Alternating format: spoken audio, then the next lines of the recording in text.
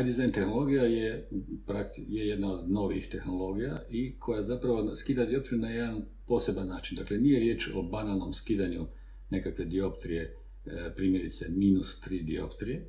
Klasični laseri to rade kao što se izrađuju naočale, kao što se radi kontaktna leća.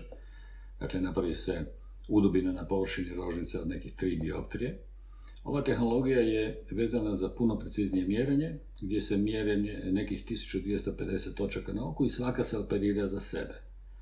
Izmjeriti više točaka je manji problem, ali imati laser koji to može primijeniti na oku, u tome je stvar i taj vid je puno oštriji, puno precizniji.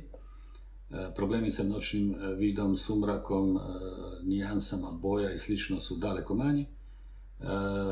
Postiže se takozvani super vid, mi ga zovemo još i pilotski vid. U svakom slučaju riječ je znači o tehnologiji koja daje još ekstra oštrinu, a nije samo riječ o skidanju dioptrije.